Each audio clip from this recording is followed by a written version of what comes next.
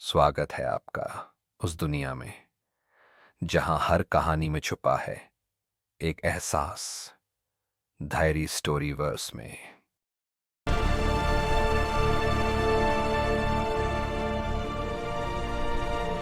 शहर से बहुत दूर घने जंगलों और सूखी जमीन के बीच बसा था एक छोटा सा गांव, रामपुरा। दिन में यह गांव बिल्कुल साधारण दिखाई देता था, लेकिन जैसे ही सूरज ढलता, यहाँ का सन्नाटा डर में बदल जाता। गांव के बाहर एक पुराना सूखा कुआं था।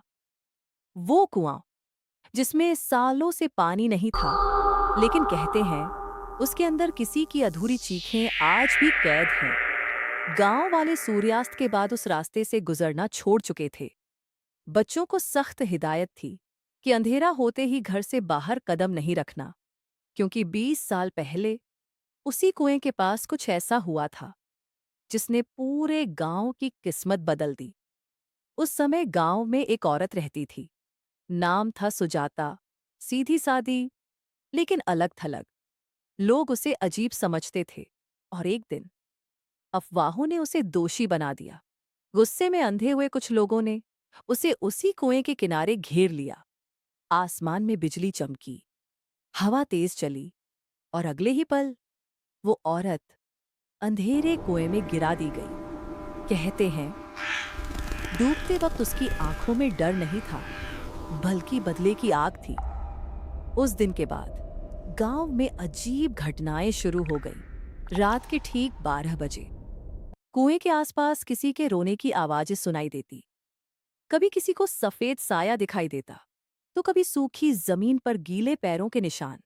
साल बीतते गए, लेकिन डर वहीं का वहीं रहा।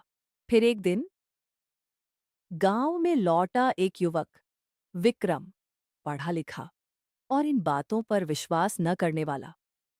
उसे लगा यह सब अंधविश्वास है, डर जो पीढ़ियों से चला आ रहा है। लेकिन कुछ डर सिर्फ कहानियां नहीं होते। एक रात ठीक 12 बजे उसकी नींद अचानक खुल गई।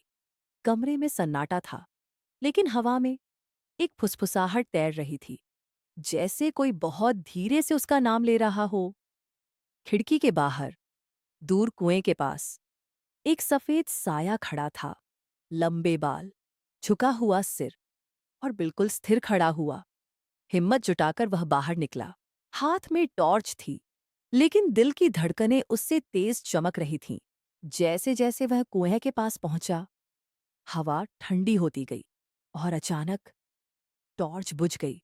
अंधेरा। फिर कुएं के भीतर से एक धीमी आवाज उठी, जैसे कोई गहराई से मदद मांग रहा हो। उसने झांक कर देखा।